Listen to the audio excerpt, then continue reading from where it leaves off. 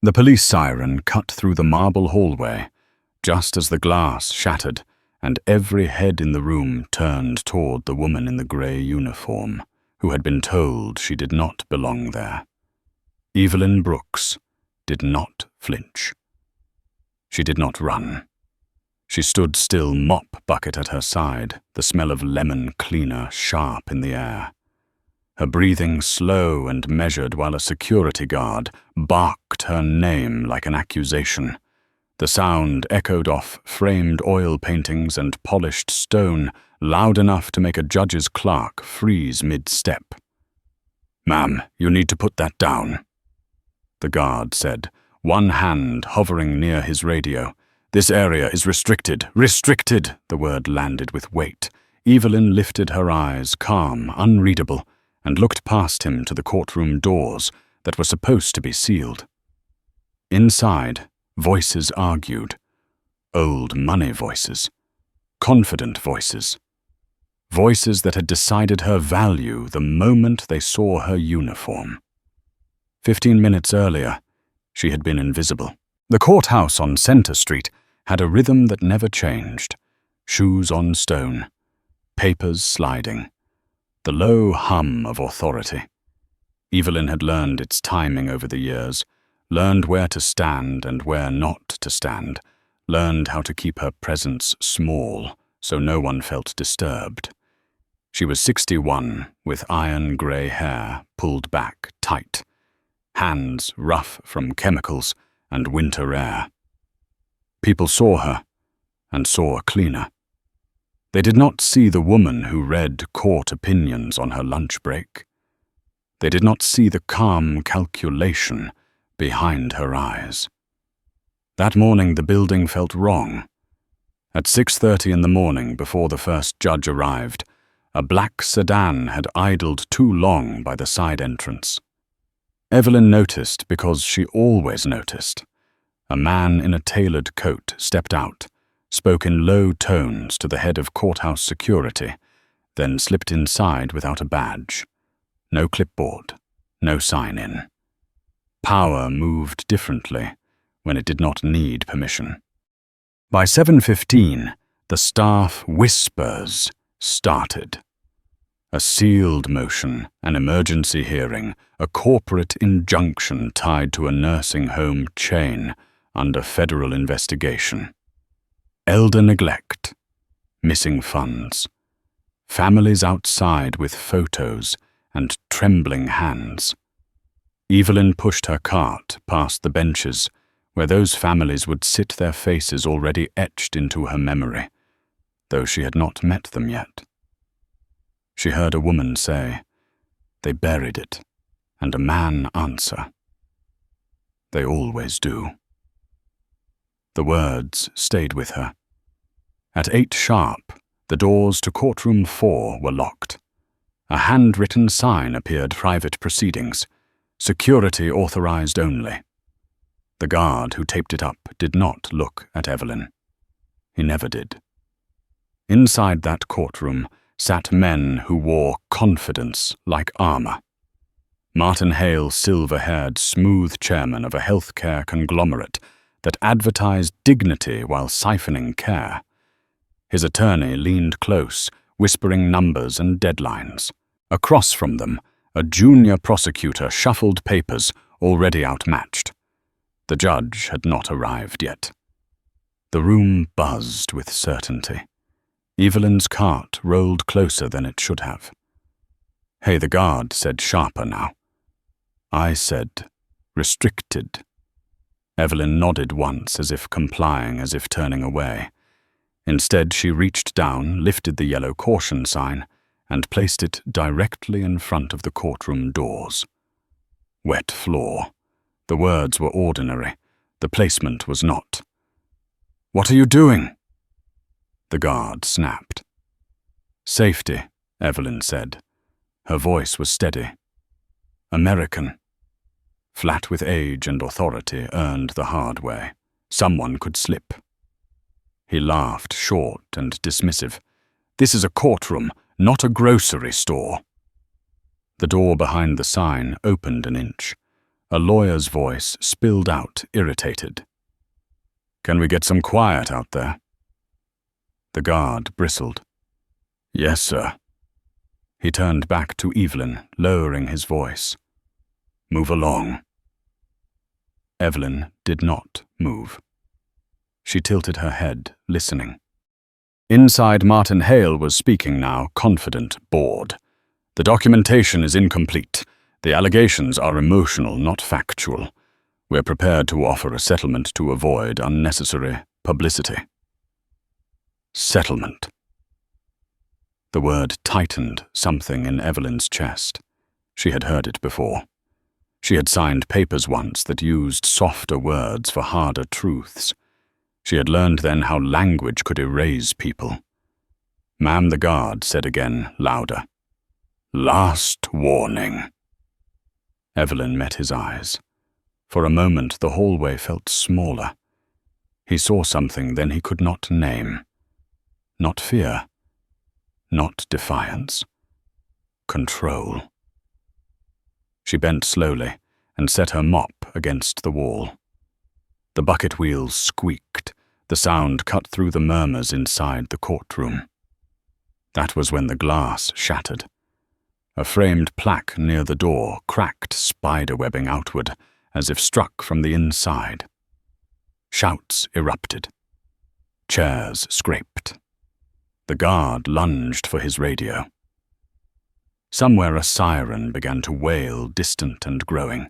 Inside the courtroom, Martin Hale stood abruptly, his confidence slipping just enough to show the man beneath it.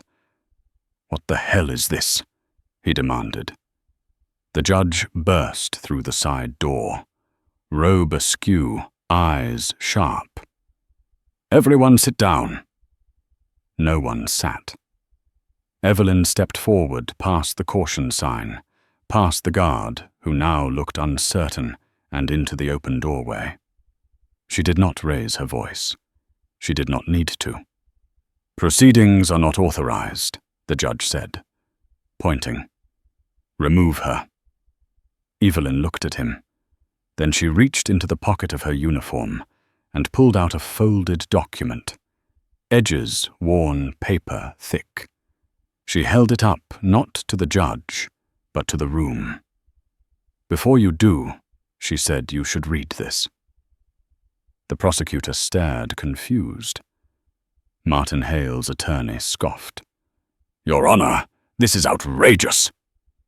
The siren outside grew louder, then cut off abruptly. Heavy footsteps approached. Not police. Federal. The judge hesitated.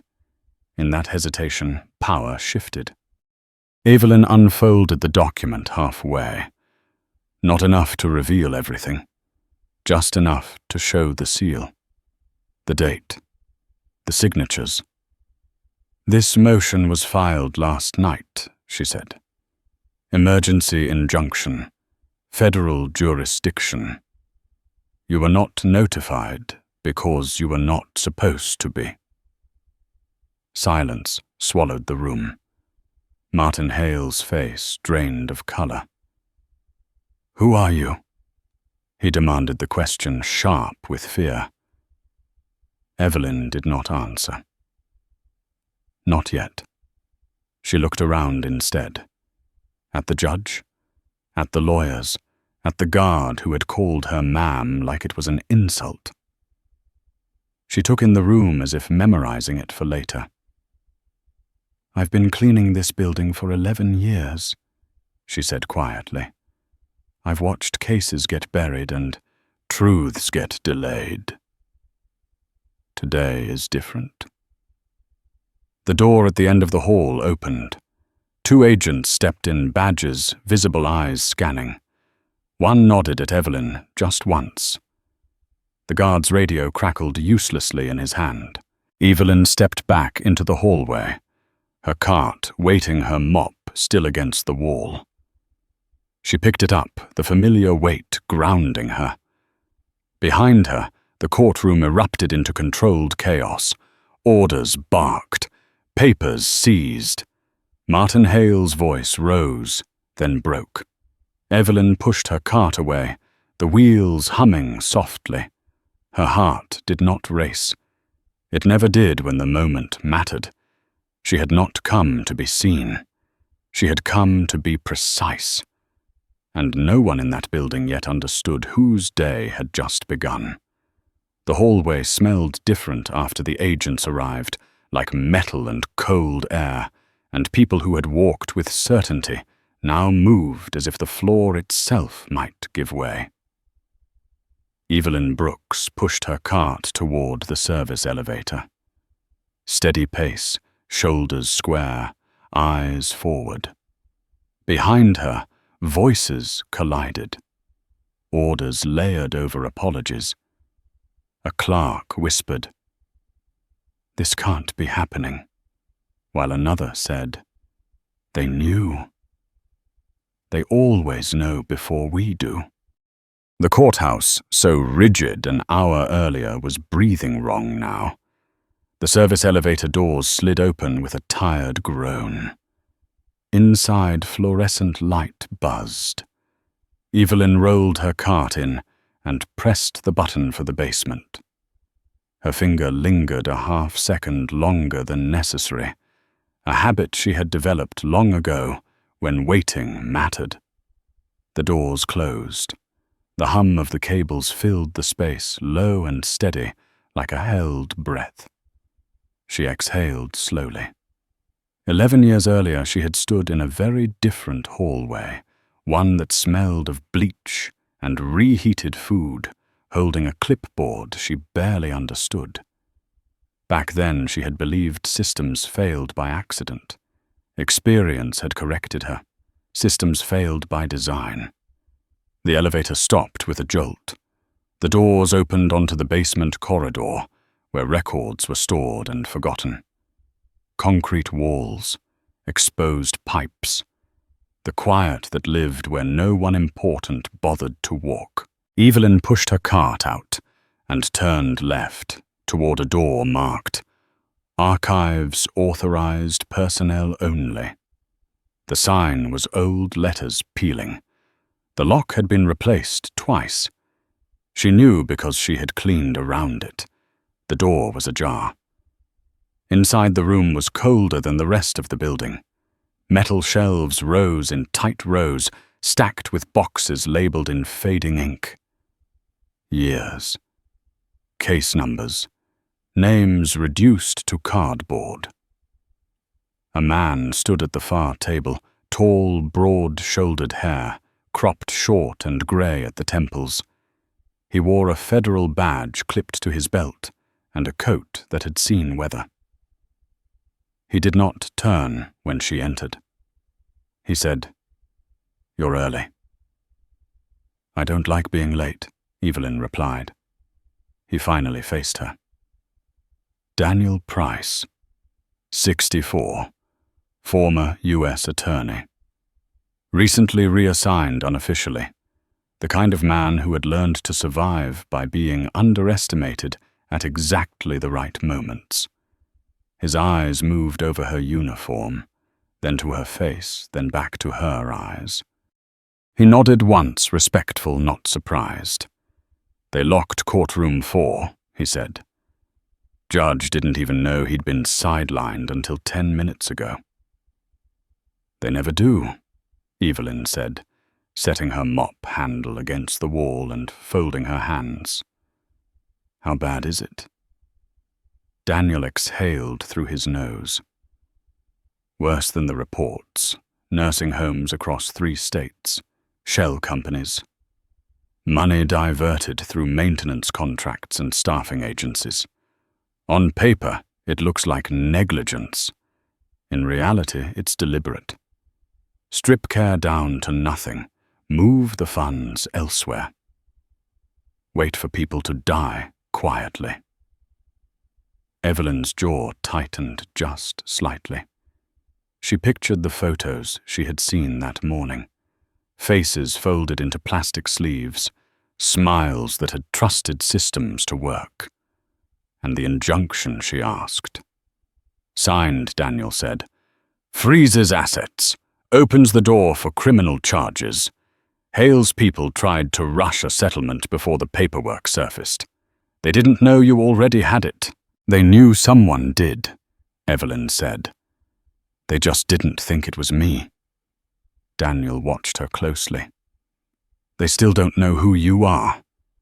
Good, she said. Not yet. He reached into his coat and slid a folder across the table. Thick, heavy, the kind that bent corners under its own weight. This is everything we pulled overnight. Financials, internal emails, audio transcripts. Some of it came from sources that don't officially exist. Evelyn did not open it. She did not need to. She trusted Daniel because he understood something most people never did. Justice was not about speed. It was about pressure applied in the right place. They'll try to spin it, Daniel continued. Media statements, claims of misunderstanding, medical complexity. They always do. They won't get the chance, Evelyn said. Not this time. A voice echoed from the corridor. Footsteps approached, hurried, uneven. A woman appeared in the doorway, mid-40s courthouse administrator eyes, wide with controlled panic. Agent Price, she said, breathless. Security says the press is already downstairs. Someone leaked. Daniel swore under his breath. That was fast. Evelyn tilted her head. Who leaked? The administrator hesitated. I don't know, but the narrative's already shifting. People are saying this was an ambush, that the hearing was routine until a janitor caused a disturbance. Evelyn smiled then, small and cold. Good. The woman blinked. Good. Yes, Evelyn said. Let them underestimate the disturbance. The administrator looked between them, clearly out of her depth. What do we do? Daniel glanced at Evelyn. We proceed. The woman swallowed. Proceed how Evelyn stepped past her into the corridor. You let them talk, she said. You let them be loud. And you make sure the cameras are running when the names come out. Upstairs, the courthouse had transformed. Reporters crowded the entrance. Microphones bloomed like metal flowers. The black sedan from that morning was gone, replaced by a line of unmarked vehicles.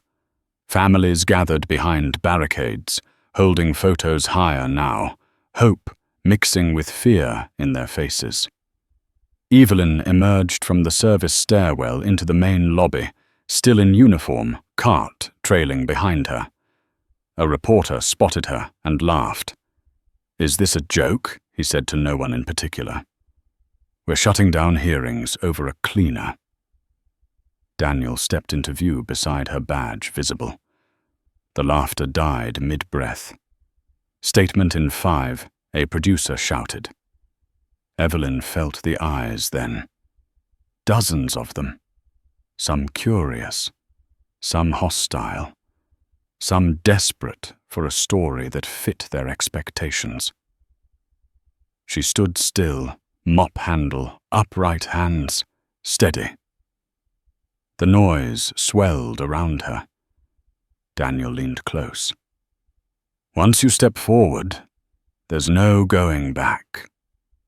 Evelyn nodded. I know. She thought of her sister gone 10 years now, transferred 3 times between facilities because care was cheaper elsewhere.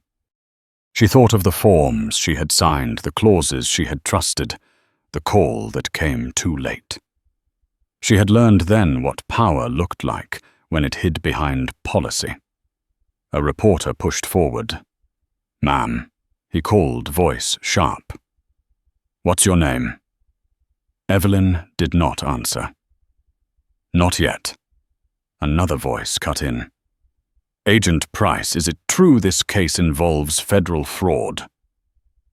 Yes, Daniel said. And more. The crowd surged. Questions overlapped. Cameras whirred. Evelyn stepped forward.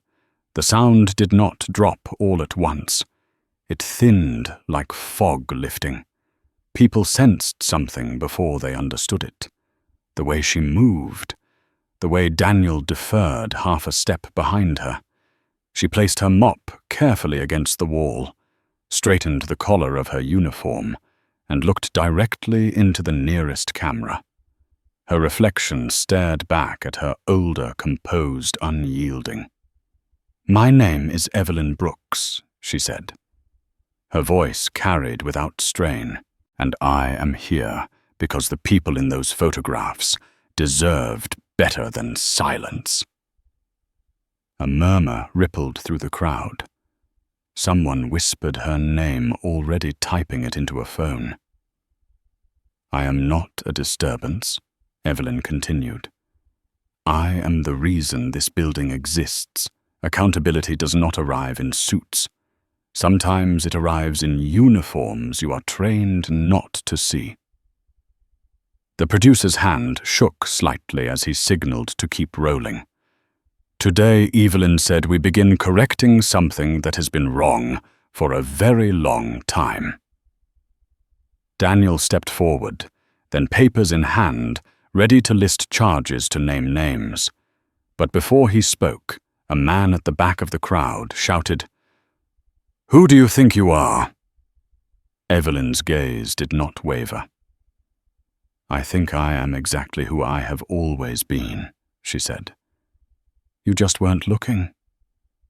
Somewhere above them, in an office stripped of its certainty, Martin Hale watched the broadcast on mute, his phone pressed to his ear, his world shrinking with every passing second.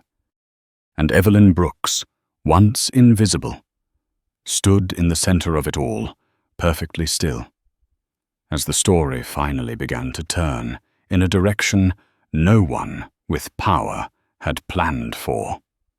The call came just after noon, when the courthouse steps were still warm from the morning sun, and the crowd had thinned into pockets of disbelief. Martin Hale answered on the second ring. He did not say hello. He listened, jaw-locked eyes fixed on the muted television, where Evelyn Brooks's face was frozen mid-sentence. When the voice on the other end finally stopped, he said only, "You assured me this was contained."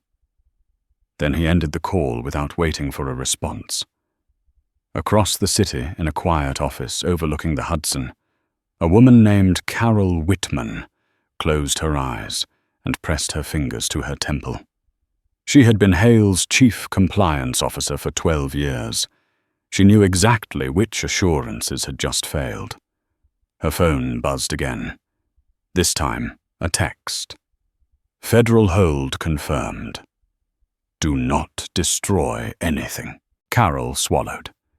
She stood, locked her office door, and opened the bottom drawer of her desk. Inside sat a slim flash drive taped to an envelope with a name written in careful block letters. E. Brooks. She stared at it for a long moment, then slipped it into her pocket. Back at the courthouse, Evelyn stood with Daniel Price in a side conference room that smelled faintly of old coffee and lemon cleaner. The press briefing had ended. The cameras were gone. What remained was quieter, heavier. Daniel loosened his tie. "They're moving faster than I expected," he said. "Hale's legal team is scrambling. 2 board members just resigned. One's already talking." Evelyn sat at the table, hands folded, posture unchanged. They always talk once the illusion cracks. Daniel studied her. "You planned that?" "Yes," she said. "Fear makes people sloppy." A knock sounded at the door. Daniel opened it to find a uniformed deputy and a woman standing just behind him. Mid-50s, sharp suit. Hair pulled back too tight, Her eyes flicked to Evelyn and stayed there. "She asked for you by name," the deputy said. Daniel stepped aside. "Ms. Whitman," he said quietly. Carol Whitman entered the room and closed the door behind her. For a moment, no one spoke. The hum of the air vent filled the space. "I didn't know your name until this morning," Carol said at last, voice steady but thin. "But I knew someone like you existed." Evelyn tilted her head. "You helped them." Carol nodded once. "I told myself it was procedural, that compliance meant limiting exposure, not questioning intent. I was wrong." She reached into her pocket and placed the flash drive on the table. It made a soft sound when it landed insignificant for something so heavy. "This contains internal audits," Carol said. "Unedited. Care ratios. Staffing cuts. Emails where executives joked about average lifespan as a cost-saving metric." Daniel exhaled slowly. "That's enough to put them away." Carol's eyes flicked to him, then back to Evelyn. "I'm not doing this for leniency," she said. "I'm doing it because I watched my mother die in one of their facilities, and I signed off on the report that said everything was acceptable." The room felt smaller. Evelyn leaned forward slightly. "You're doing it because you're done lying to yourself." Carol's lips pressed together. She nodded again, this time sharper. "They're going to say you're biased, that this is personal." "It is," Evelyn said. "That doesn't make it wrong." Outside, a shout echoed down the hallway. Raised voices, the sound of authority being challenged. Daniel stood. "That'll be Hale's counsel." Carol stiffened. "He doesn't know I'm here."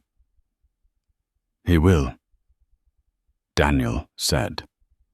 "Eventually." Evelyn rose as well, smoothing the front of her uniform. "Then let's not keep him waiting." They stepped into the corridor together. Ahead, Martin Hale's lead attorney paced, phone pressed to his ear. Face flushed. When he saw Evelyn, he stopped mid-sentence. "You," he said, pointing. "This is highly irregular. My client demands your client is under federal investigation." Daniel cut in. "He doesn't demand anything." The attorney's gaze snapped to Carol, his face drained of color. "What is she doing here?" Carol met his eyes. "Telling the truth." The man swore low and vicious. He turned away, already dialing another number. In a holding room upstairs, Martin Hale sat alone, jacket draped over the back of his chair, tie loosened. His hands shook despite his effort to steady them. The room was bare, no windows, no distractions.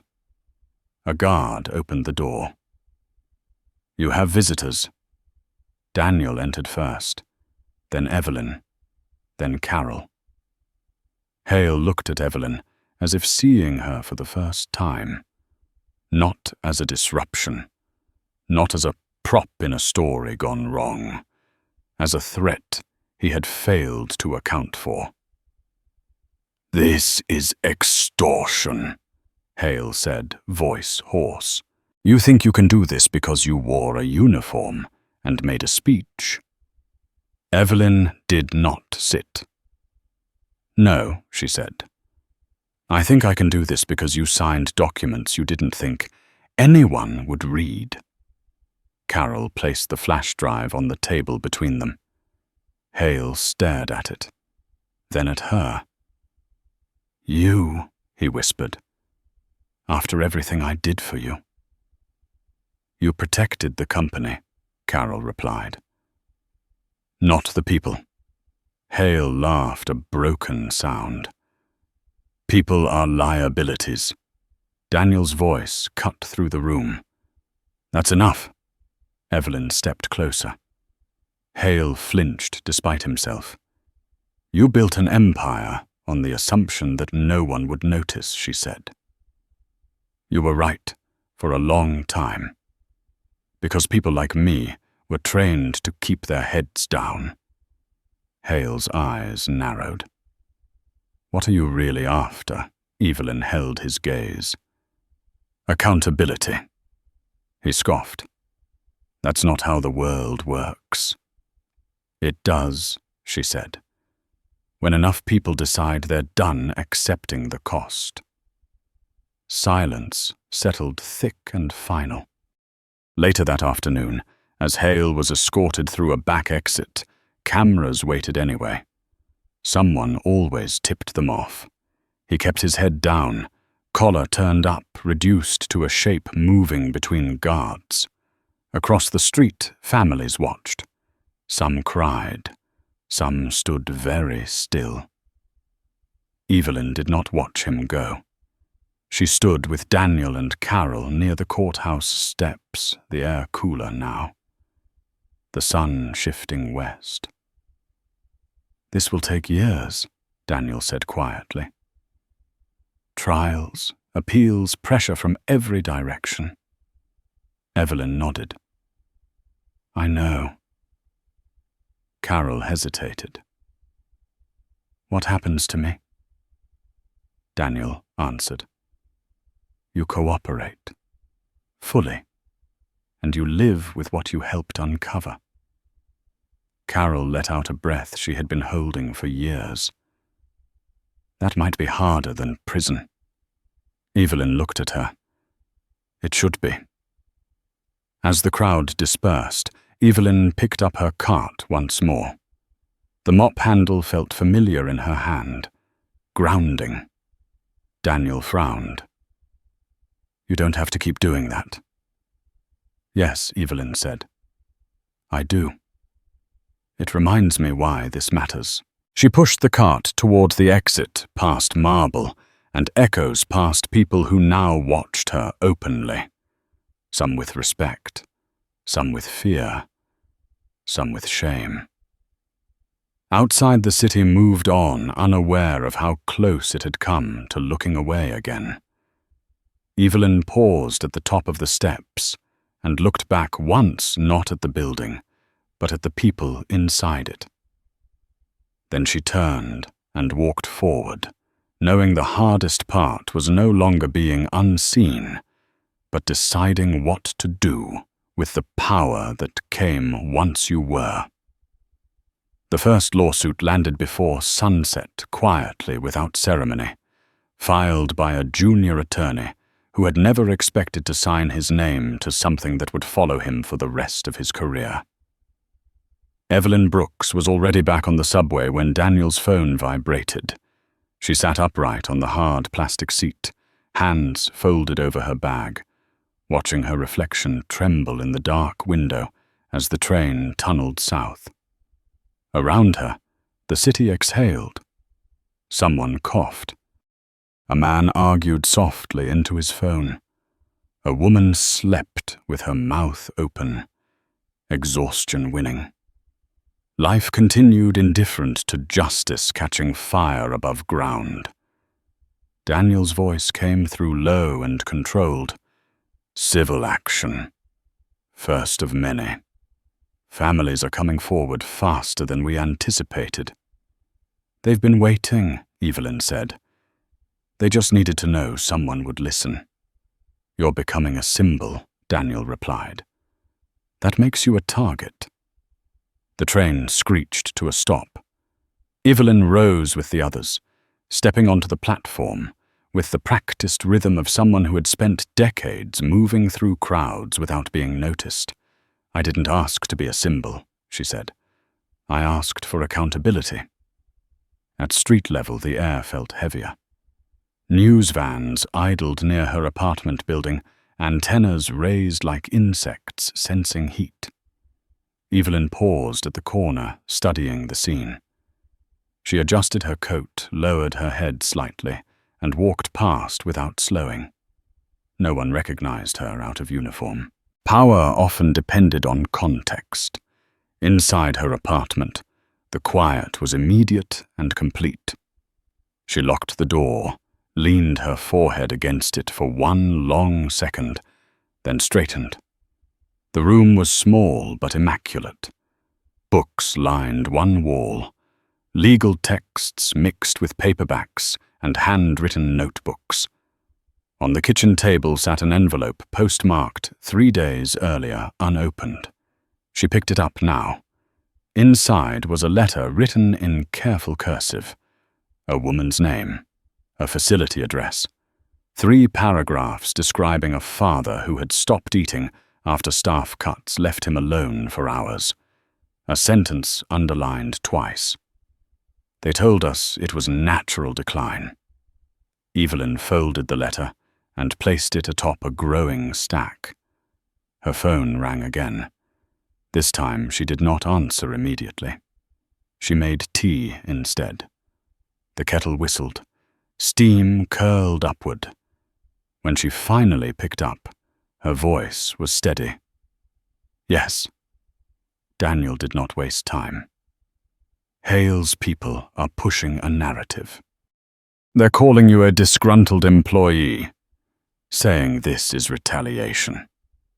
Evelyn almost smiled. I never worked for them. They know, Daniel said. But the story doesn't need to be accurate.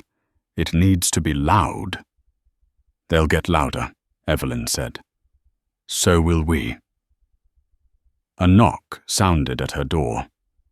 Evelyn stiffened, setting the mug down. She moved quietly, peering through the peephole. A man stood in the hallway, mid-40s, expensive coat, no badge, smile practiced, but strained. Miss Brooks, he called softly. I know you're home. She did not open the door. My name is Thomas Reed, he continued. I represent interests that would prefer to resolve this without further damage. Evelyn leaned closer to the door. You're on private property. I won't take much of your time, Thomas said. We're prepared to discuss a substantial settlement. There is nothing to settle, Evelyn replied. A pause. Everyone has a price. Evelyn opened the door, then just enough for him to see her eyes. Calm, focused, older than he had expected. You think this is about money, she said. That's your mistake. Thomas held up his hands. It's about avoiding prolonged litigation, about sparing families the pain of reliving. Get out, Evelyn said. Her voice was not raised. It did not need to be. His smile faded. This will get ugly. It already is, she said, and closed the door. She stood there long after his footsteps retreated, listening to her own breath slow. Somewhere down the hall, an elevator chimed. The next morning, the headlines changed tone. Names replaced abstractions. Facilities listed. Numbers spelled out in full. Deaths that had been hidden behind policy language now stood alone, undeniable. Evelyn returned to the courthouse early, not to clean, but to observe. She wore a simple coat, her hair pinned back, no uniform. In the lobby, a clerk glanced up, frowned slightly, then looked again. Recognition flickered, then something like uncertainty. Ms. Brooks, the clerk said. They're expecting you upstairs. Who is they? Evelyn asked. The clerk swallowed. The committee. The conference room was crowded. Senators, regulators, advisors who had once returned Hale's calls immediately now avoided saying his name. Daniel stood near the window, arms crossed. A man with silver glasses gestured toward an empty chair. "Please," he said. "Sit." Evelyn remained standing. "I prefer to listen." They exchanged glances. One woman cleared her throat. "We want to commend your courage." Evelyn's eyes hardened. "I didn't come here for commendation." "Of course," the woman said quickly. "We're here to discuss reforms. Reforms come after consequences." Evelyn replied. The room shifted. Someone tapped a pen too hard. A younger man leaned forward. "Ms. Brooks," with respect. "This process takes time." "People ran out of time," Evelyn said. "That's why we're here." Silence pressed in. Finally, the man with silver glasses nodded. "We will be reopening oversight protocols." "That's not enough," Evelyn said. "You will assign independent monitors. You will fund staffing minimums, and you will publish the findings. And if we don't," someone asked. Evelyn met his gaze. "Then this won't be the last time you see me." After the meeting, Daniel walked beside her in the hallway. "You scared them." "They should be," Evelyn said. Outside, cameras waited again. This time, Evelyn did not stop. She walked. That evening, as the sun dropped low and the city softened, Evelyn sat alone on a park bench, watching pigeons scatter and regroup. Her phone buzzed. A message from Carol Whitman. "I testified today. Fully. I don't know what comes next, but thank you." Evelyn typed back slowly. "Truth has momentum. Hold on." Across town, Martin Hale stared at the ceiling of a room that was not his own. The walls were blank. The air stale. He replayed the image of Evelyn's face over and over, searching for weakness. He found none. The following week, indictments were announced. One by one. The words spread faster than the facts, but this time the facts followed close behind. Evelyn returned to her apartment late, tired in a way that sleep would not fix. She set her bag down and noticed another envelope on the table slid under her door. No return address. Inside was a single sheet. Typed. "Thank you for seeing us." She sat, the weight of it settling in her chest. This was no longer just a case. It was a reckoning. Outside, sirens wailed somewhere far off, then faded. The city did not pause for justice. It rarely did. Evelyn rose, turned off the light, and stood at the window, looking out at the dark grid of streets. She understood now what came with being seen. The threats, the pressure, the responsibility. She also understood something else. Power did not always announce itself. Sometimes it waited quietly, pushing carts down hallways, listening, remembering. And once awakened, it did not return to sleep easily. The threat arrived without a signature, folded into the ordinary mail, like it belonged there. Evelyn Brooks noticed it, because she noticed everything. The envelope was heavier than the others, the paper too clean, the fold too precise. She opened it at the kitchen table, just as the morning light crept across the floor. Inside was a single sentence, typed centered. "Stop before you make this worse." She read it twice, then placed it neatly in the trash beneath yesterday's coffee grounds and orange peels. Threats relied on reaction. She did not give them one. By mid-morning, the city was already talking again. A second wave of indictments had been unsealed overnight, this time reaching deeper into state agencies that were supposed to regulate care facilities. Names that once meant stability now sounded hollow on the news. A former deputy director, a procurement officer, a consultant paid to look away. Evelyn walked to the corner diner she had visited for years, the kind of place where the coffee was strong and the booths remembered you. The bell over the door rang. Conversation paused just slightly. A man at the counter glanced over his shoulder, then looked back at his plate. Morning Evelyn, the waitress, said, her smile tight but genuine. Morning, Ruth. Evelyn replied, sliding into her usual booth. Ruth poured coffee without asking. You all right? She asked quietly. I am, Evelyn said. Ruth hesitated. They're saying some ugly things on the radio. They always do when the truth costs money, Evelyn replied. Ruth nodded once, satisfied. You need anything, you let me know. Evelyn wrapped her hands around the mug. The warmth steadied her. Around her forks scraped plates. A radio murmured. Ordinary life, still intact.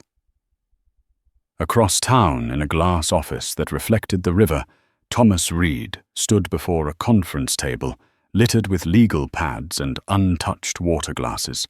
The men around him spoke in clipped sentences, fear sharpening their edges. She won't take the settlement, Thomas said. A younger partner scoffed. Everyone takes something. This one won't, Thomas replied. She's not playing the same game. So we change the game, another voice said. Thomas stared at the window at the water moving without concern. Careful, he said. She's not alone anymore. Back at the courthouse, Daniel Price watched a new group of witnesses file into a secure room. Some were nervous, some were angry. One woman clutched a photograph until her knuckles whitened. Daniel stepped aside as Evelyn entered, still in her coat eyes, scanning faces. She met each gaze in turn, not speaking, letting them see her as she was. Not an official, not a savior, a constant. A man in his late 50s stood abruptly. They told me it was my fault, he said, voice shaking. They said my mother fell because I wasn't there enough. Evelyn stopped in front of him. They lied, she said simply. The man sagged, relief and grief colliding. He sat heavily. Hours later, Daniel closed the last file and rubbed his temples. You're exhausting people, he said, half joking. They've been exhausted for years, Evelyn replied. Her phone buzzed. An unknown number. She let it go to voicemail. The message was short. You're not as protected as you think. Evelyn deleted it without listening again. That evening she returned home to find her building superintendent waiting near her door. Ms. Brooks, he said. Nervous. 2 men were asking about you. Did you tell them anything, Evelyn asked. No, he said quickly. Didn't like the way they spoke. Thank you, Evelyn said. She met his eyes. If they come back, call the police. He nodded, relieved to be given a rule. Inside, Evelyn locked the door and leaned against it just for a moment. Her reflection stared back from the dark window. Older. Tired. Unbroken. She reached for the notebook she kept on the shelf, the one she had carried from job to job for decades. Inside were names, dates, observations written in a careful hand. She flipped to the back where the pages were still blank. She wrote one line. Do not rush. The next morning, a subpoena was issued that no one had expected. It bore Evelyn's name. Daniel called immediately. They're trying to flip the narrative, he said. claiming you acted outside your authority. I have no authority, Evelyn replied. That's the point. They want you under oath. Good, she said. I speak clearly. The hearing room was packed. Reporters filled the back rows. Lawmakers sat stiffly aware the spotlight had shifted. Evelyn took the witness seat without ceremony. A senator leaned forward. Ms. Brooks, do you understand the seriousness of what you've initiated? Evelyn met his gaze. I understand the seriousness of what was allowed to continue. Another voice cut in. Are you claiming institutional failure? I'm stating it, Evelyn said. A murmur rippled through the room. You're a cleaner, a man said sharply. What gives you the right citizenship? Evelyn replied. And evidence. Silence followed. From the back row, a woman began to clap. Slowly. Others joined, then stopped abruptly when a gavel struck. Order was restored, but something had shifted. Outside, Thomas Reed watched the broadcast on his phone, his jaw tightening. She's controlling the room, he muttered. In a quiet hospital ward, miles away, an elderly woman watched the same hearing on a small television, her hand trembling as she reached for the remote. A nurse paused beside her. Do you want me to change it? The nurse asked. No, the woman said. I want to see this. The day ended without resolution, but with lines drawn more clearly than before. Allies revealed themselves in careful ways. Enemies did the same. That night, Evelyn walked home under streetlights that flickered on one by one. She felt the weight now not as fear, but as inevitability. This was bigger than any one case, bigger than Hale, bigger than her. At her door, she paused. The hallway was quiet. Too quiet. She unlocked the door and stepped inside. Everything looked the same. Too same. On the kitchen table lay her notebook open. She had not left it there. Evelyn closed the door behind her, slowly. She crossed the room and picked up the notebook. On the blank page she had written that morning, a new line had been added, the handwriting not hers. You waited too long. Her pulse quickened for the first time in days. Not fear. Recognition. Someone had crossed a line. Evelyn closed the notebook and placed it back on the shelf, her movements deliberate. She reached for her phone and dialed Daniel. It started, she said when he answered. His voice sharpened instantly. Are you safe? For now, Evelyn replied. But they're done talking. She hung up and stood in the center of the room, listening to the building breathe to the city beyond it. The game had changed again, and this time it was no longer about exposure. It was about endurance. And Evelyn Brooks had spent a lifetime learning how to outlast people who thought power was loud. Evelyn did not sleep that night, not because of fear, but because her mind refused to slow down once it understood the rules had changed. She sat at the small kitchen table with the lights off, the city glow, leaking through the blinds in thin silver lines. Every sound in the building registered. Footsteps above. Pipes ticking. A door closing 2 floors down. She catalogued them the way she always had, calmly, methodically separating normal from wrong. Someone had been inside her apartment. That fact mattered more than the message they left behind. Intimidation was easy. Access was not. At 4:20 in the morning, her phone vibrated once. A single encrypted message from Daniel.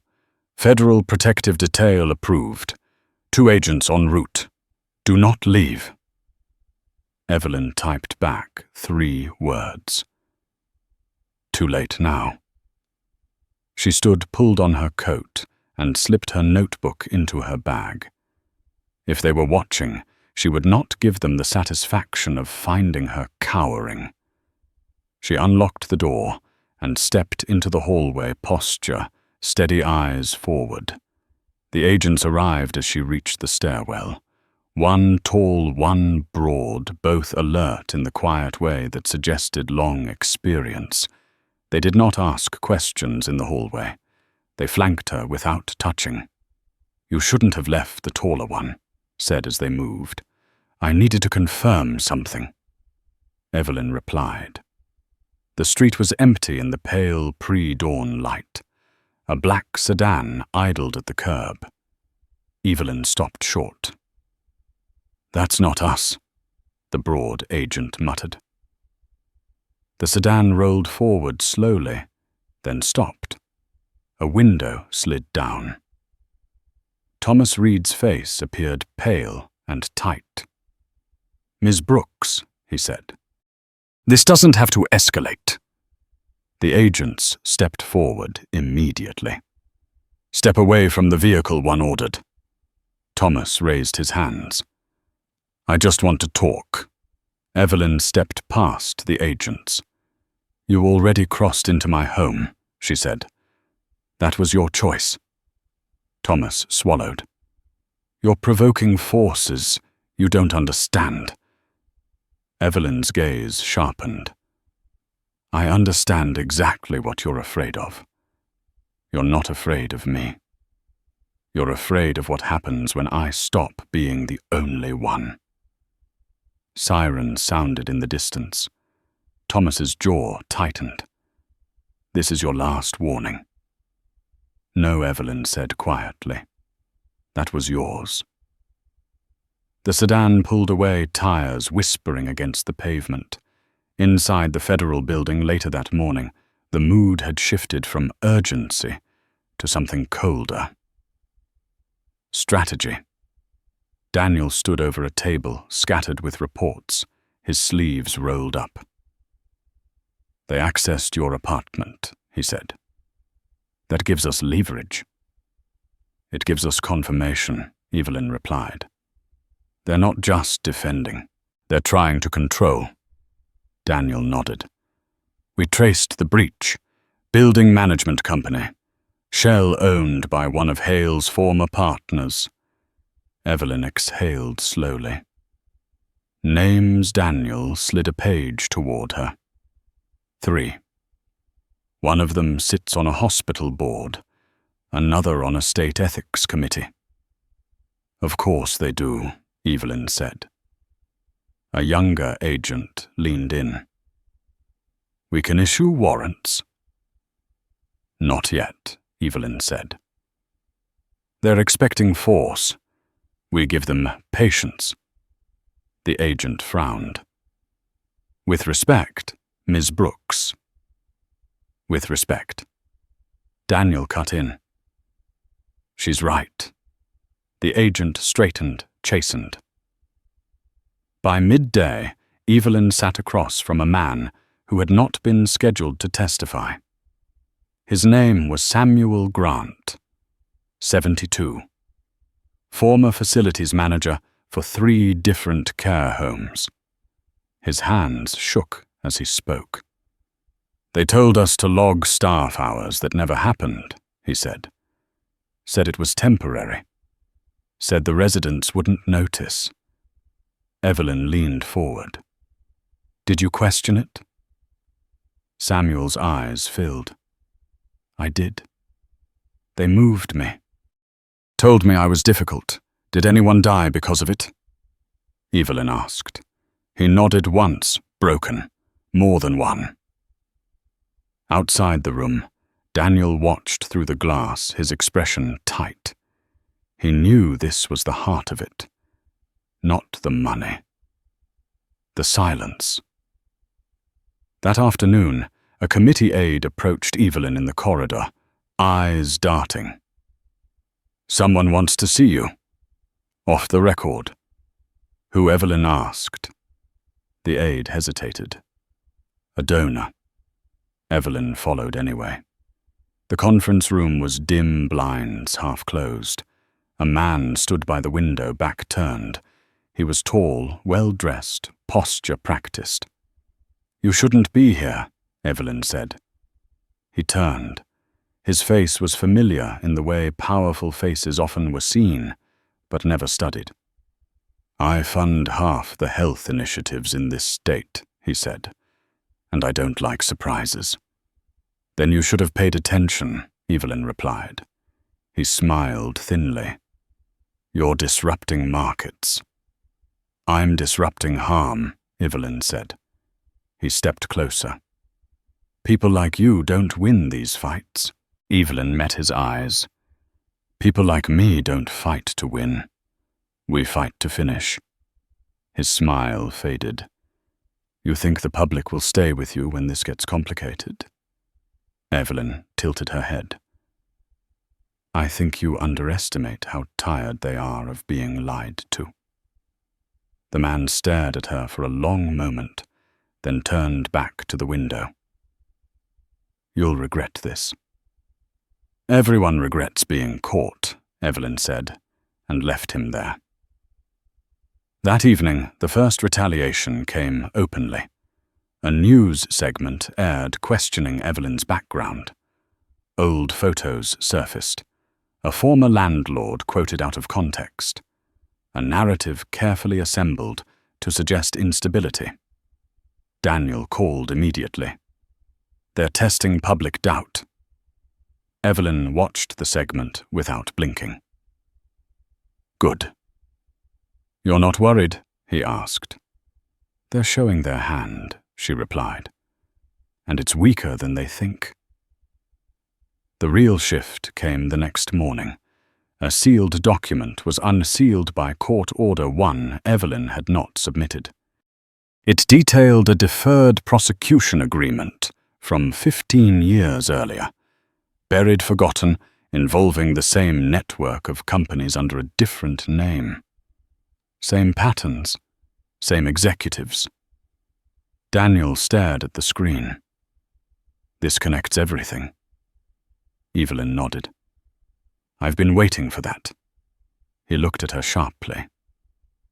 "You knew I suspected," she said. "That's why I stayed where I was." "Cleaning courthouses," Daniel said slowly. "Listening." Evelyn corrected. Phones rang across the floor. Agents moved faster now. Purpose sharpened. That afternoon, a crowd gathered again outside the courthouse. Larger, louder. Signs appeared.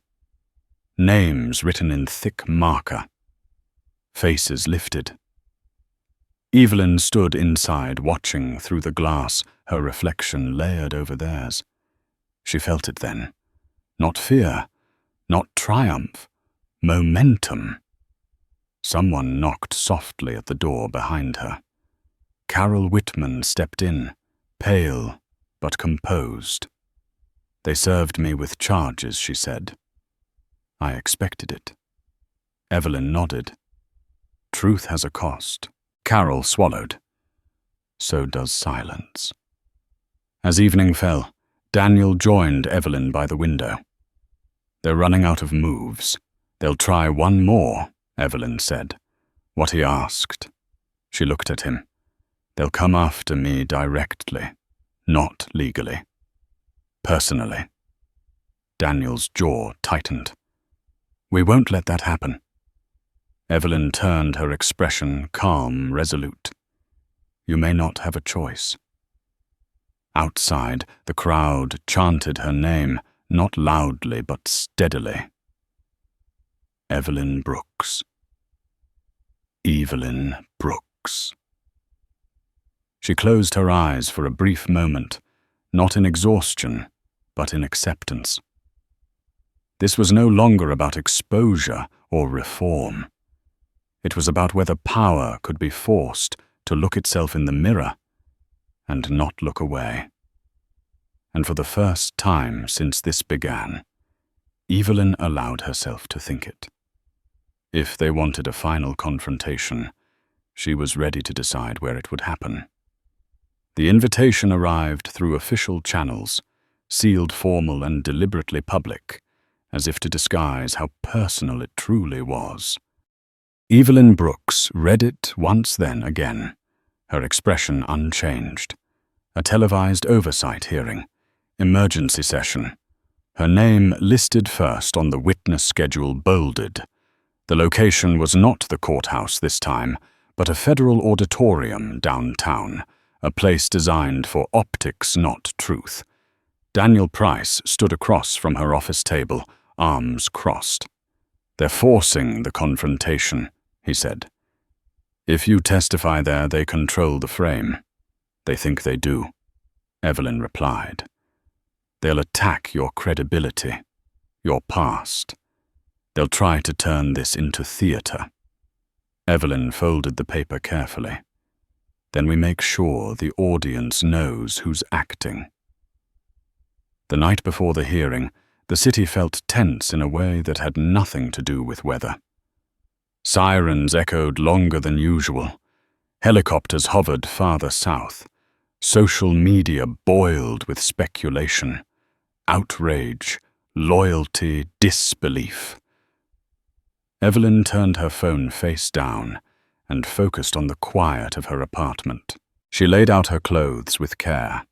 A simple dark suit, no jewelry, no color meant to soften. She placed her notebook beside it, then hesitated. After a moment, she added a second item. A thin manila folder Daniel had given her that afternoon, marked only with a date written in pencil. At dawn, she stood by the window and watched the city wake.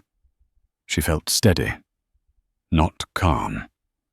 Steady was different. Calm could be broken. The auditorium buzzed before she arrived. Security lines wrapped around the building. Protesters stood on opposite sides of the street signs, lifted voices colliding. Cameras tracked every movement. When Evelyn stepped out of the car, the noise surged, then fell into a tense hush. She did not wave. She did not look away. Inside the room was cavernous lights, harsh seating tiered to maximize spectacle. Lawmakers sat elevated faces arranged into practiced expressions of concern. Behind them, aides whispered and passed notes. The press filled the rear rows, fingers poised. Daniel leaned close. "Remember," he said, "answer only what's asked." Evelyn nodded. "They won't like my answers." He almost smiled. The gavel struck. Order was called. The chairwoman, silver-haired and sharp-eyed, leaned forward. "This hearing will come to order. We are here to address serious allegations of systemic failure and abuse within federally funded care facilities." Her gaze landed on Evelyn. "Ms. Brooks, please stand." Evelyn rose. "Do you swear to tell the truth, the whole truth, and nothing but the truth?" "I do," Evelyn said. "Please be seated." Evelyn sat. The chair creaked slightly beneath her weight. The microphone caught the sound. Small, human. The first questions were procedural. Background, employment, history. Evelyn answered evenly. Years, locations, duties. She watched as some committee members relaxed, believing they had established the hierarchy. They were mistaken. Then the tone shifted. "Brooks." "A man to the chairwoman's right," said, voice sharp. "Isn't it true that you had personal grievances related to long-term care facilities?" "Yes," Evelyn said. A murmur ran through the room. Would you like to explain? My sister died in one, Evelyn said. After repeated staffing reductions approved by executives who never visited the floor. The man smiled thinly. So this is personal. Yes, Evelyn replied. That does not make it inaccurate. A ripple of tension moved through the audience. Another lawmaker leaned forward. You were not employed by these companies. You had no formal authority. Why did you involve yourself? Evelyn met his gaze. Because the people who did have authority were being paid not to. A voice cut in. Objectionable rhetoric. The chairwoman raised a hand. Overruled. Continue. The next question came from a younger representative, eager, ambitious. Ms. Brooks, are you suggesting a conspiracy across multiple agencies? I am stating a pattern, Evelyn said. Sustained by silence. Strong words, he said. They should be, Evelyn replied. The attacks grew sharper. Accusations disguised as questions, references to leaked photos, to the break-in at her apartment framed as instability. Evelyn listened, answered, waited. Finally, the chairwoman asked Ms. Brooks, Is there anything you wish to submit into the record? Evelyn stood. Yes, she said. She reached into her bag and removed the manila folder. The room leaned forward collectively, breath held. These are internal communications from a compliance review, conducted 15 years ago, Evelyn said. They were sealed under a deferred prosecution agreement that was never disclosed to the public. A lawmaker scoffed. That agreement is not relevant to current. It involves the same executives, Evelyn said calmly, operating under a different corporate name. Daniel watched from the side as aides scrambled. Phones lit up. Faces tightened. Miss Brooks, the chairwoman, said slowly. How did you obtain these documents? Evelyn did not hesitate. By listening. The chairwoman studied her. Please elaborate. For 11 years, Evelyn said, I cleaned rooms where people assumed no one was paying attention. I emptied trash that held more truth than board reports. I read drafts left behind because they believed invisibility meant ignorance. Silence fell heavy and absolute. These documents, Evelyn continued, outline intentional understaffing strategies designed to reduce costs by accelerating patient decline. They were signed, approved, and buried. A man at the far end stood abruptly. This is a witch hunt. No, Evelyn said, turning toward him. This is an audit. The chairwoman struck the gavel.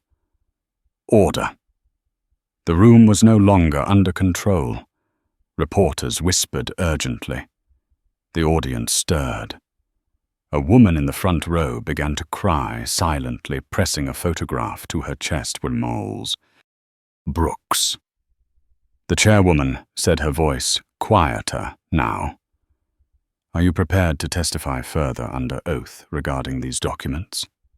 Yes, Evelyn said. As long as it takes. The hearing recessed early chaos, barely contained by procedure. Outside, the crowd roared when news broke. Not chants this time. Names. Demands. Backstage. Daniel exhaled hard. You detonated the room. They lit the fuse. Evelyn replied. As they moved toward the exit, a man stepped into their path. The donor, the one from the blinds. His face was tight, eyes dark. You just destroyed decades of work, he said. Evelyn looked at him without blinking. No. I revealed it. This won't end well for you, he said. It already has, Evelyn replied, and walked past him. Outside, the city surged. Cameras flashed. Microphones crowded. Evelyn stopped at the top of the steps, the noise washing over her. She raised one hand. Slowly, deliberately. The crowd quieted. This is not about me, she said, her voice carrying. It's about what happens when people decide they are done being quiet. She turned, then, not waiting for applause, not waiting for approval. Inside the auditorium, lawmakers sat in stunned silence, staring at documents they could no longer ignore. And somewhere deep within the machinery of power, something old and brittle began to crack. Not from force, but from exposure it had never prepared to survive. The backlash was immediate, coordinated, and louder than anything that had come before. By nightfall, Evelyn Brooks's name filled screens and headlines, framed in fonts designed to imply scandal rather than substance. Pundits argued over her motives. Former officials expressed sudden concern about process. Anonymous sources questioned her mental stability, her credibility, her right to speak at all. The machinery she had exposed did not retreat. It counterattacked. Evelyn watched none of it. She sat in a small, secure office with Daniel Price and 2 federal agents, a printed copy of the hearing transcript spread across the table. Her finger traced a single paragraph, not the explosive parts, but the quiet admissions buried between interruptions. They're not denying it, she said. They're reframing it. Daniel nodded. Classic misdirection. Make it about you instead of what you revealed. That means the documents are real enough to scare them, Evelyn replied. An agent cleared his throat. We intercepted a call an hour ago. One of Hale's former partners is moving assets offshore. Another is preparing to leave the country. Who? Evelyn asked. The agent slid a photo across the table. A familiar face. The donor from the blinds. The man who had warned her twice. Evelyn's eyes hardened. He's the keystone. Daniel leaned forward. If he runs, the network fractures. Then he won't run, Evelyn said. He'll try to control the narrative one last time. As if summoned by the thought, Daniel's phone rang. He listened, then looked up sharply. You're not going to like this. Say it anyway, Evelyn replied. They're calling for a closed-door mediation. Emergency. Claiming national economic risk. They want you present. Evelyn almost smiled. They're afraid of daylight. The meeting was scheduled for the following morning at a private federal conference center outside the city. No press, no recording devices, no public transcript. The kind of room where deals were meant to be softened and truths diluted. Daniel objected immediately. This is a trap. Yes, Evelyn said. That's why we go. The drive out was quiet. The landscape shifted from concrete to trees stripped bare by winter. Evelyn watched the road unwind, her reflection faint in the window. She thought of the notebook, of the message left inside her home, of the people who had waited years for someone to say what she had said in one afternoon. The conference center was modern glass and steel, designed to feel neutral. It did not. Power never did. Inside the room, 6 people waited. 3 lawmakers, 2 corporate attorneys, and the donor seated at the far end, hands folded, expression carefully composed. Daniel stopped short. "This is inappropriate. We're all stakeholders here," the donor said smoothly. "Let's not pretend otherwise." Evelyn took a seat without invitation. "You asked for mediation," she said. "Speak." One of the lawmakers cleared his throat. "Ms. Brooks, the concern is escalation, market instability, public panic. Neglect causes panic," Evelyn replied. "Truth causes adjustment." The donor leaned forward. "You've made your point," he said. "Now let the system correct itself." "The system had decades," Evelyn said. "It chose profit." A lawyer interjected. "There are ways to resolve this that protect everyone involved." Evelyn turned to him. "Everyone with resources." Silence followed. The donor's patience thinned. "You're risking collapse," he said. "Facilities closing, jobs lost." "Facilities that kill people should close," Evelyn replied. "Jobs built on harm are not protected." A lawmaker shifted uncomfortably. "This isn't productive." Evelyn reached into her bag and placed a single document on the table. Not the thick folder, just one page. "I haven't released this yet," she said. "I wanted to see who showed up here." The donor's eyes flicked to the page, then back to her face. "What is that, a contingency report?" Evelyn said. "Prepared by your advisory firm 6 years ago. It outlines a strategy to absorb public fallout in the event of exposure." Daniel inhaled sharply. "That report was classified." "It was mislabeled," Evelyn said. "Someone dropped it in a trash bin outside courtroom 2. Years ago." The donor's mask cracked. Just slightly. "Enough." "This meeting is over," he said, standing. Evelyn stood with him. "No," she said. "This is where it ends." The lawmakers exchanged looks. One reached for his phone. "If you leave," Evelyn continued, "this document goes public, along with the names of everyone who knew and chose silence." The donor stared at her disbelief, giving way to something colder. "You think you can control this?" "I don't need to," Evelyn replied. "It's already moving." A long beat passed. The donor sat back down.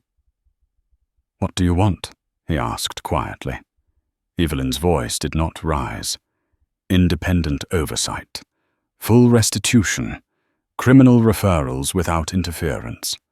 And you step away. You're asking me to dismantle my own influence," he said. "Yes," Evelyn replied. "That's what accountability looks like." The room felt smaller. The glass walls no longer seemed transparent. Afterward, no one spoke as they left. The donor exited through a side door. The lawmakers avoided eye contact. Daniel walked beside Evelyn, his expression unreadable.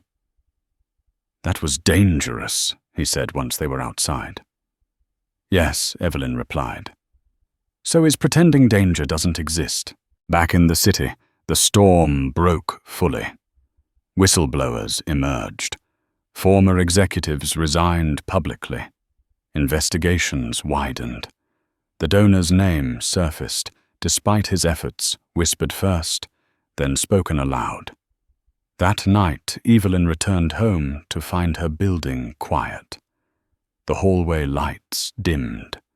She unlocked her door, stepped inside, and stopped. On the kitchen table sat her notebook open again. This time, the handwriting was hers. "I'm ready." She closed it not with resolve, but with understanding. The phone rang. Daniel's voice was urgent, edged with disbelief. "They've agreed. All of it." Evelyn closed her eyes briefly. "Good. There's more," he said. "They want you to lead the oversight task force." She was silent. Evelyn Daniel prompted. She looked around her apartment. The books, the letters, the quiet life that had allowed her to see what others ignored. "I'll consider it," she said. After the call, she stood at the window again, watching the city glow, not triumphant, not relieved. The cost was clear. So was the path. Power had tried to crush her. Then it had tried to absorb her. The final test would be whether it could be reshaped without becoming something else entirely. Evelyn Brooks rested her hand against the glass, steady and unyielding, as the city moved beneath her, unaware that the balance it took for granted had already begun to change. The announcement came at dawn, not as a headline, but as a memo quietly circulated through federal channels, its language precise, restrained, irreversible. Evelyn Brooks read it, standing by her kitchen window, the city still half asleep below. Interim Chair, Independent Oversight Task Force. Effective immediately. No ceremony, no applause, just responsibility placed squarely where it could not be ignored. She folded the memo and set it beside her notebook. For a long moment, she did nothing else. By mid-morning, the building on Constitution Avenue buzzed with controlled tension. Staffers moved quickly, voices low, eyes sharp. People who had built careers navigating influence now found themselves recalculating in real time. Evelyn walked through the entrance without escort. Her pace measured her presence quietly disruptive. A young aide rushed to her side. "Ms. Brooks." "Your schedule later," Evelyn said. "I want the records room." The aide blinked. "Which one?" "All of them," Evelyn replied. Inside the task force offices, the atmosphere was raw. Files stacked high, screens filled with timelines and organizational charts. Names once untouchable now circled in red. Evelyn moved through it all without comment, observing, listening, letting the room reveal itself. Daniel Price waited near the far wall, arms crossed, eyes tired, but alert. "You're not easing into this," he said. "There's no such thing," Evelyn replied. "Not when momentum is fragile." She stopped at a conference table where a group of analysts hovered. "I want a full map," she said. "Not just who did what, but who enabled whom. Board members, consultants, regulators. Follow the favors." One analyst hesitated. "That will reach into everything," Evelyn finished. "That's the point." By noon, calls began coming in. Former allies asking for clarity. Old power brokers offering cooperation with conditions attached. Evelyn declined them all. At 1 o'clock, a man in an expensive suit requested a private meeting. Former senator, now consultant. He smiled as if familiarity still applied. "You're in a difficult position," he said. "Let me help you navigate it." Evelyn met his gaze. "You're in a difficult position," she said. "You just haven't accepted it yet." His smile faded. News broke mid-afternoon. The donor had resigned from every board he sat on. A joint statement cited health reasons. No one believed it. The markets reacted anyway. Stocks dipped. Commentators argued. The noise rose. Evelyn watched the ticker without emotion. "Instability is not collapse," she said to no one in particular. Later, she sat across from a woman who had waited 3 hours to speak. Mid-50s, former nurse, fired for reporting staffing falsifications. "They told me I was confused," the woman said, hands clenched, "that I was imagining patterns." "You weren't," Evelyn said. The woman's shoulders sagged. Relief landed where fear had lived for years. That evening, as the sun set behind government buildings, Daniel joined Evelyn by the window. "They're circling," he said. "Some want to undermine you quietly. Others want you to fail publicly." Evelyn nodded. "They'll do both." "You could step back," Daniel said carefully. "Advise. Stay out of the spotlight." Evelyn looked at him, then really looked. "If I do that," she said, "they wait me out." He understood. The final meeting of the day was the hardest, a closed session with families, no cameras, no microphones, just faces. An older man stood, his voice rough. "We don't want revenge," he said. "We want to know it mattered." Evelyn held his gaze.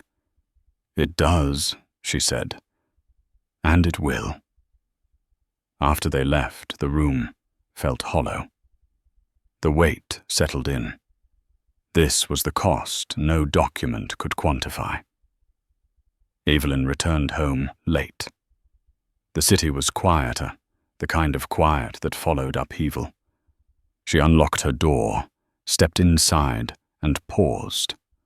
On the kitchen table sat a single envelope, handwritten, no stamp. She opened it slowly. Inside was a photograph. Her sister, younger, smiling. On the back, a message in unfamiliar handwriting. "We didn't know how to stop it. Thank you for trying." Evelyn sat down, the chair creaking beneath her. For the first time in weeks, her breath caught. Just once. She placed the photograph into her notebook, closed it, and rested her hands on the cover. Tomorrow would bring new resistance, new compromises, new attempts to bend what she had straightened. But tonight, she allowed herself a single truth. Power had not changed her. It had revealed her. And as the city slept unaware of the recalibration underway, Evelyn Brooks prepared for the final reckoning still ahead, knowing that the hardest part of accountability was not exposure, but endurance, when the applause faded and only the work remained. The final report was released on a quiet Friday afternoon, buried beneath weather updates and market summaries, its timing deliberate and unceremonious. Evelyn Brooks sat alone in the oversight office. The city muted beyond the glass as the document went live. 800 pages. Names. Dates. Decisions traced back to moments when someone had chosen convenience over care. No dramatic language. No outrage in the margins. Just facts laid out with patience and weight. She closed her eyes for a brief second, then opened them again. The work was not finished, but it was no longer hidden. Across the country, phones buzzed. Emails flooded inboxes. Facilities announced closures and restructurings. Boards dissolved. Charges followed. Some quietly, some with spectacle. The system resisted, then adjusted, then resisted again. It always did. Daniel Price stepped into the office without knocking. He looked older than he had months ago, not weaker, just marked by the cost of seeing something through. "It's done," he said. Evelyn nodded. "The first part. They're calling it a watershed," Daniel added. "A reset, words," Evelyn said. "We'll see if they change behavior." He smiled faintly. "You never did like celebration." "I like results," she replied. That evening, Evelyn walked home without security for the first time in weeks. The streets felt ordinary again. A couple argued softly outside a grocery store. A bus hissed at the curb. Someone laughed too loudly on a corner.